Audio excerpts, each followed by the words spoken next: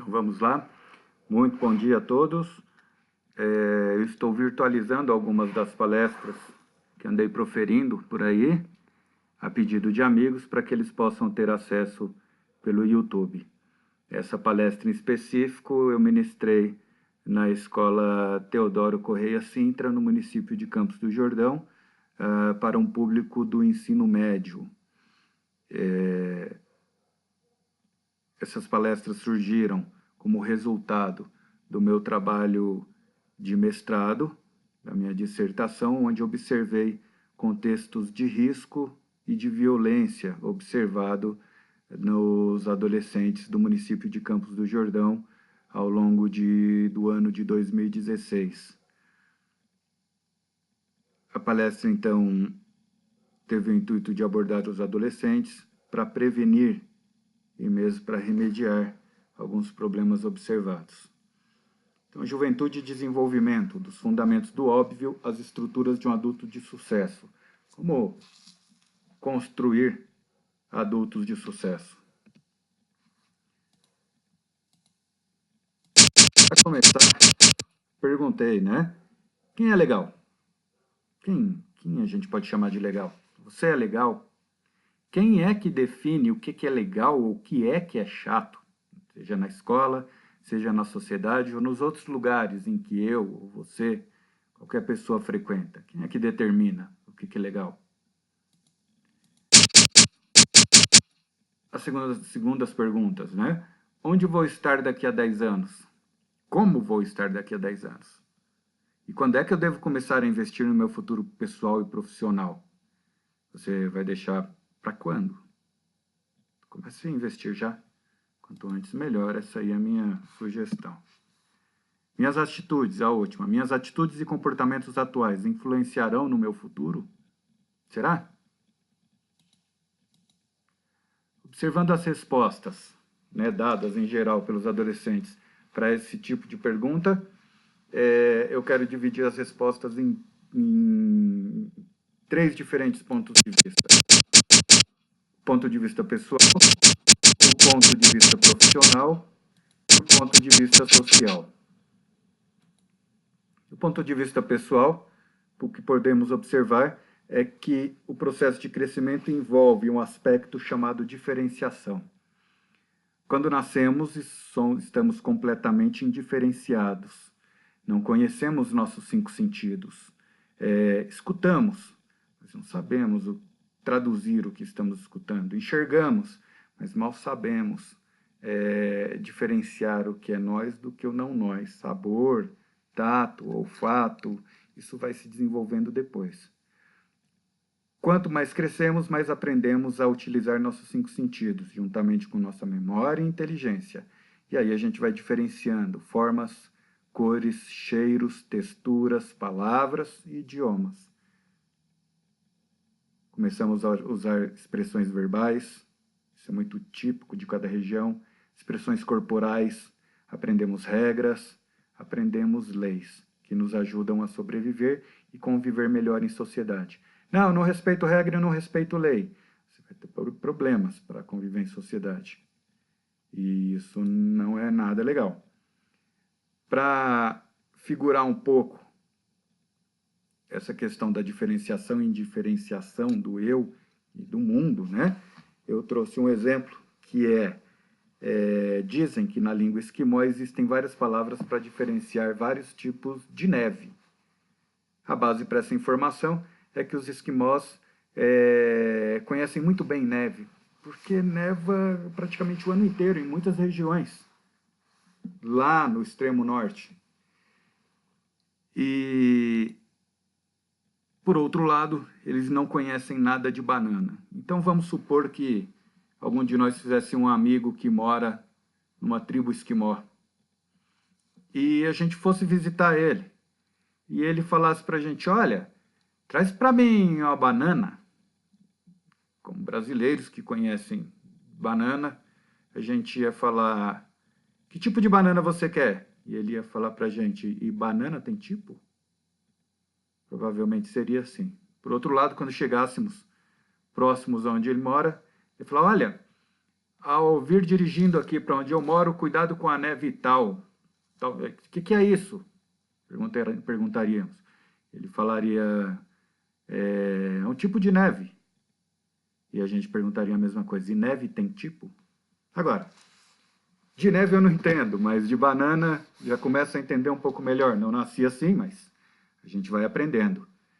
Em geral, uma mãe, não, uma mulher já crescida, aprende os tipos de banana quando o neném dela nasce. E ela pergunta para a mãe dela fala, não dê banana nanica para o seu filho, que está com 6 meses de idade, porque isso pode dar problemas intestinais, de banana prata.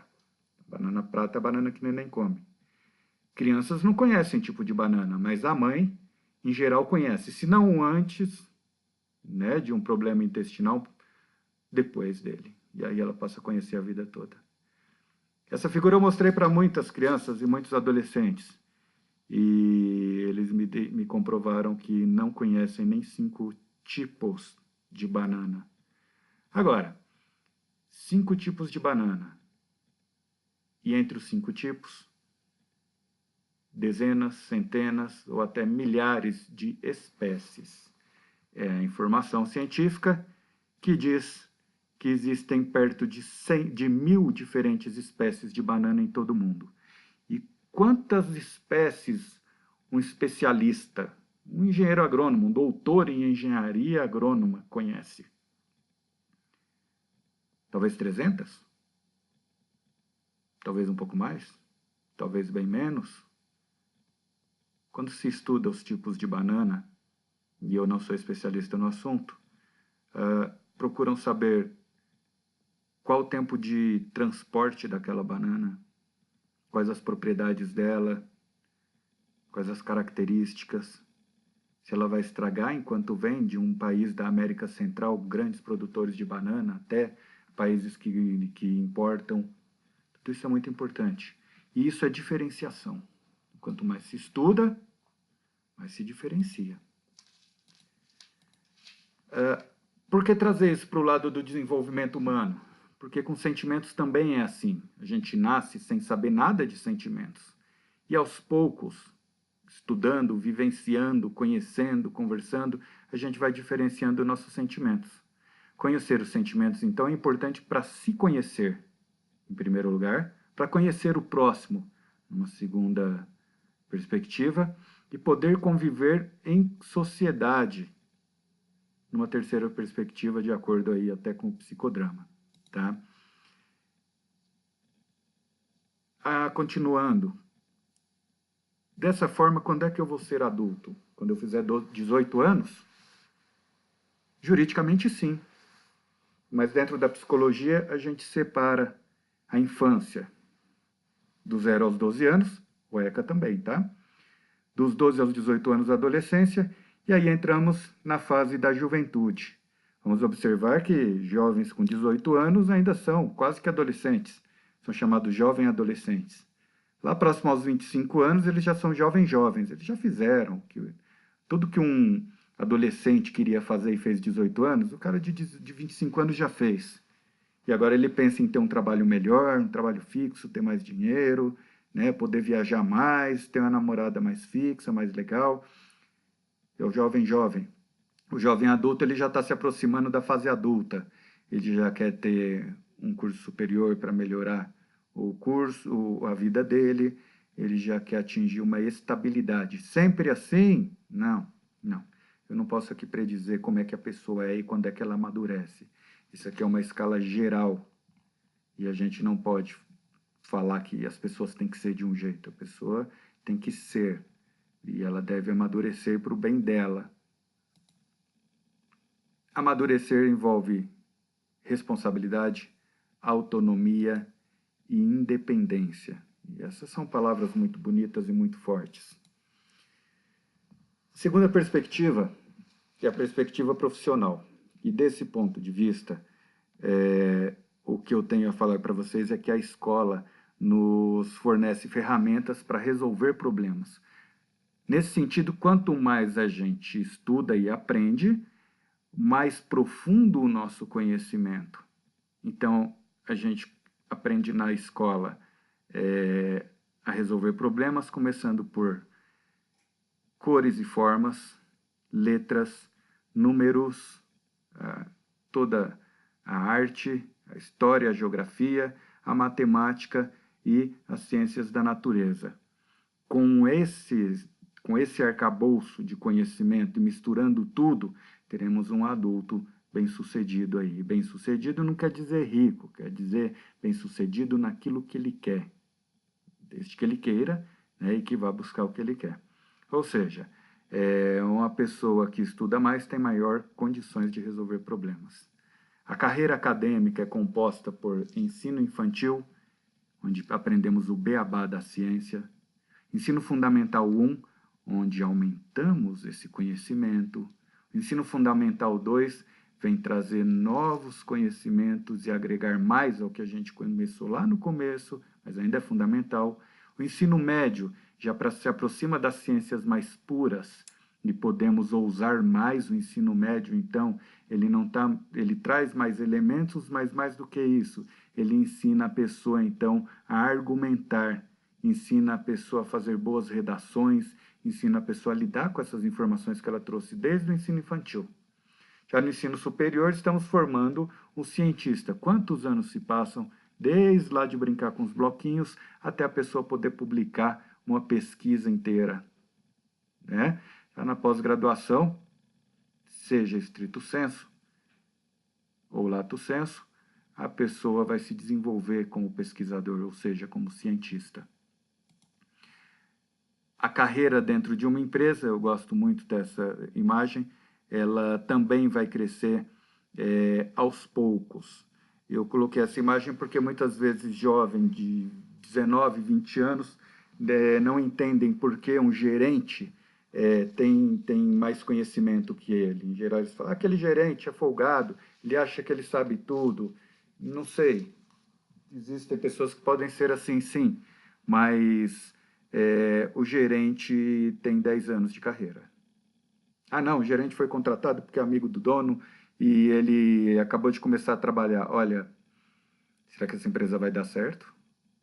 Então, quando a gente planeja a nossa carreira, o que é certo é isso, quando a gente planeja a nossa carreira e vai buscar um crescimento, mais cedo ou mais tarde, fatalmente acabaremos chegando em algum topo, ou alguns topos.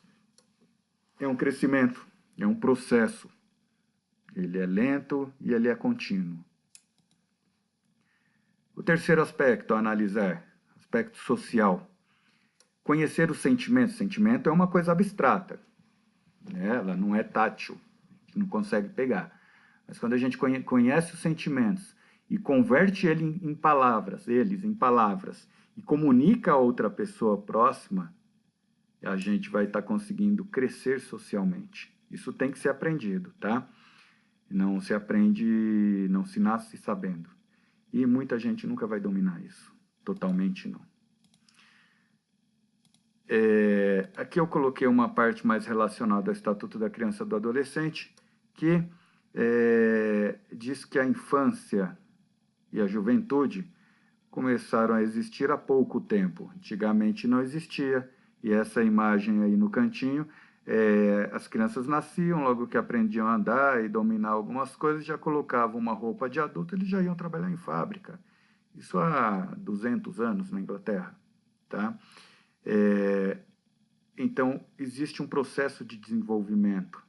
A criança não tem total conhecimento do que é ser adulto, e o adolescente tampouco tem. Mas o adolescente já é uma criança grande, ou um adulto pequeno. O adolescente é um adulto em treinamento, poderíamos dizer assim. Ainda faltam conhecimentos e experiência para ele chegar na vida adulta, tá? O ECA, então, prevê uma proteção integral, entendendo que até antes dos 18 anos não é possível ter autonomia plena.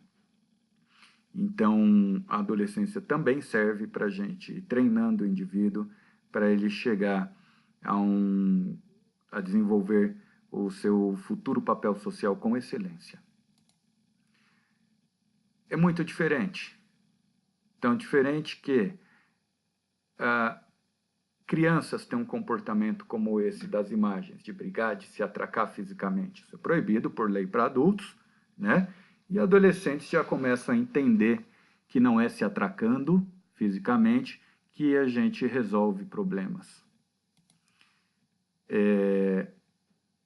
Apontar um ao outro, né? O bullying, tá? Até mesmo o bullying, né? São coisas que a gente pensa que tem que ser resolvidas ali na infância mesmo. E será que acontece? Escuto ainda muita gente ainda ficar triste, mesmo na vida adulta, mesmo no contexto do trabalho, sabe? De onde a pessoa, na empresa onde a pessoa trabalha, que ela é diferenciada, ridicularizada, humilhada pelos outros que não a compreendem, tá? Isso ainda tem que modificar muito no nosso país e cada um de nós é responsável. Somos todos iguais, cada um tem direito de ser do jeito que quiser ser. Atuar socialmente é uma aprendizagem que leva muitos anos para ser desenvolvida. De fato, algumas pessoas nunca vão aprender a conviver em sociedade. E quando isso acontece, infelizmente, elas são retiradas da sociedade. Não pensem vocês que uma penitenciária, uma cadeia é pior do que um hospital psiquiátrico, porque nem sempre é assim, tá? Ah, mas a moça tem o quarto só dela. Então, essa é só essa imagem, tá? Mas hospitais penitenciários, né? São lugares horríveis e nem sempre a pessoa tem alta. E já de uma penitenciária, mais cedo ou mais tarde, acaba a pena e a pessoa fica em liberdade assistida, ela vai para casa de alguma forma. De qualquer forma, nenhum dos dois é desejável. Não é desejável tirar as pessoas do seu meio social.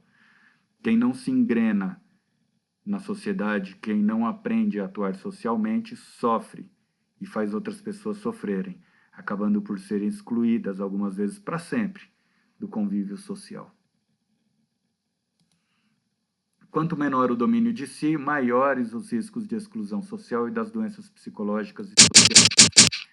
Mas como evitar ter esse tipo de doença? Doença psicológica e doença social.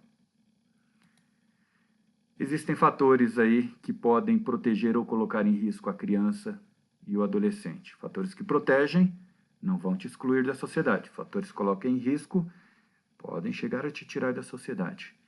A gente sabe que participar de bons grupos, de grupos saudáveis, faz bem. Fazer esporte, fazer música, participar de um escotismo, ingressar numa banda, tá? Mas o grupo primordial... Entre os maiores fatores de proteção estão a convivência e a participação em grupos sociais diversos. Isso. E o grupo primordial é a família. É na família que a gente aprende a conviver em sociedade e a partir daí pode, lá no futuro, viver bem dentro de uma indústria, de uma empresa, dentro de uma igreja, dentro de uma banda, dentro da própria escola. Se a família é doente, então muito provavelmente a pessoa vai ter convivências doentes em outros meios sociais. Mesmo assim, a criança que é faladeira fala pelos cotovelos. Quando ela começa a chegar na puberdade, ela experimenta um certo isolamento. O pai e a mãe, os genitores, os tutores, né, devem ajudar a criança a não se isolar, mas a se compreender. O corpo está mudando e isso, por si só, é uma coisa muito difícil de lidar. Então, os pais podem e devem ajudar esse pré-púbere, né, esse púbere, a entender essa situação. Na falta de entendimento é que as doenças mentais se aproximam, como a depressão e a ansiedade. Falta de esperança, falta de vontade de viver, cheio de dúvidas sobre sexualidade, não sabe para quem perguntar, pergunta para a pessoa errada, a pessoa fala bobagem, entra em sites de pessoas que não têm conhecimento e acabam se atrapalhando ao invés de entender. Tá?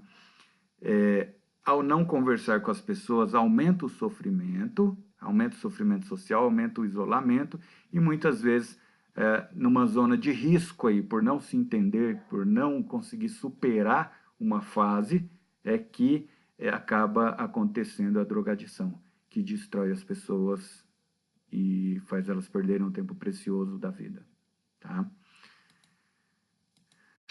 Cadê? Apesar da vergonha e da falta de jeito para lidar socialmente em diálogo, tanto com os pais, né, como dos pais para os filhos, dos filhos para os pais, isso tem que ser feito. Então, deve partir dos pais, sim, tá? Para o adolescente, para os filhos, desde criança aprenderem a falar, eu me sinto. Olha, eu me sinto triste. Olha, eu me sinto feliz. Olha, eu me sinto envergonhado porque está crescendo pelo onde não tinha. Olha, eu me sinto apreensivo. A minha sugestão é usar essas duas frases, eu me sinto, ou eu me senti, e aí coloca um sentimento nos 3 pontinhos, quando você fez tal coisa. A gente começa a estabelecer diálogos dentro de casa, muda a forma de tratamento e evita ali um transtorno mental futuro. Tá? Ah, sempre assim dá certo. Vamos tentar. Existem listas de sentimentos humanos na internet, não é difícil achar, tá? Essa é uma pequena lista, ela é pequena mesmo, tem só 300 e poucas palavras aí, todas elas sentimentos. Então, me senti alegre, me senti alienado, me senti deslumbrado, me senti explosivo, me senti falsidade daquela pessoa, me sinto com fé, me senti fracassado, me senti interessado e por aí vai. Quando a gente treina isso, o nosso exercício sobre os sentimentos aumenta. Eu gosto de indicar para o pessoal também aquela animação Divertidamente. Deixa bem claro ali que a menininha tinha poucos sentimentos quando era criança. Quando ela se tornou, então, pré-adolescente, ali ela começou a aprender novos sentimentos. E só quando ela trouxe a consciência e entendeu o que estava acontecendo, é que ela pôde ter uma vivência saudável das modificações que vinham acontecendo em todos os campos de vida dela. Tá? Os adultos têm maior experiência de vida, mas nem sempre sabem lidar com problemas. Nem todo adulto sabe também expressar o que está sentindo. Quando não sabemos resolver um problema sozinho, o que a gente faz? A gente pede ajuda a quem sabe. E se para quem a gente pede ajuda a pessoa não sabe, então são 2 buscando ajuda juntos. Esse é um preceito aí muito legal. Eu termino lá a minha dissertação de mestrado com um parágrafo, né, lá na conclusão, com um parágrafo de um artigo de 2 psicólogas que fizeram uma pesquisa com os jovens que deram certo na vida. Vocês podem pesquisar na internet e vão encontrar o artigo delas. Quem são os jovens que deram certo na vida? E você? É um jovem que vai dar certo na vida ou vai dar errado na vida? Como vai ser sua vida? O que elas constataram é que os jovens que deram certo na vida não ficaram protegidos numa bolha. Não tiveram papai e mamãe o tempo todo protegendo eles. Eles vivenciaram situações de risco, mas não desistiram de continuar se desenvolvendo. Eles tiveram avanços, tiveram retrocessos, tiveram ganhos, perdas, ambiguidades, rupturas e desigualdades, sem perder os objetivos de vida, nem perder o foco do desabrochar da juventude rumo a uma vida plena, saudável, íntegra e livre. Ou seja, para dar certo na vida, você deve ter objetivos e você deve buscar seus objetivos. Desistir dos objetivos, a única certeza é que não vai dar certo. Não ter objetivos também é não caminhar em frente. E tudo isso eu observo quando recebo adolescentes dentro do consultório que falam, a vida não está dando certo. O que você quer fazer da sua vida? Onde você vai estar daqui 10 anos? E o jovem não sabe me dizer. Então a gente começa a construir objetivos. O objetivo dele, o objetivo não é meu, o objetivo é dele. E a pessoa começa a buscar. Aí ela sai da sombra, sabe? Sai da inanição, sai do narcisismo e acaba conquistando o que ela quer. No outro dia, não, isso é um projeto. O projeto leva tempo. Terminei então, né, e termino aí com vocês a palestra lá com a frase do Renato Russo, sobre os pais. A palestra foi para adolescentes, então, sobre os pais. São crianças como você. O que você vai ser quando crescer? O que eu não sei, daí do Renato Russo, talvez, observando a letra, a gente veja, é se o que você vai ser quando crescer é um ponto de interrogação ou é um ponto de exclamação. Isso muda a tonalidade, daí o significado. Para encerrar, eu peço o seguinte: se você é um adolescente, se você está com dúvidas sobre seu crescimento, se você está se fechando, perdendo amigos, as coisas não estão dando certo na sua vida, procure ajuda. Tá? Ficar calado é regredir, é voltar a comportamentos muito antigos, tá? Da evolução humana, e não resolve. Mas sabemos de forma muito concreta que buscar ajuda, isso sim resolve. Busca ajuda de quem pode te ajudar. Tá? Vai bater na porta de um profissional, vai numa igreja conversar com um bom profissional, tá? Procura ajuda de quem pode te ajudar, tá bom? Eu agradeço aí quem assistiu e pretendo colocar mais alguns vídeos. Meus vídeos no YouTube não são monetizados, mas dá uma força aí, dá um joinha que não vai te custar e eu vou ficar feliz de saber que você curtiu o nosso trabalho aí. Obrigado.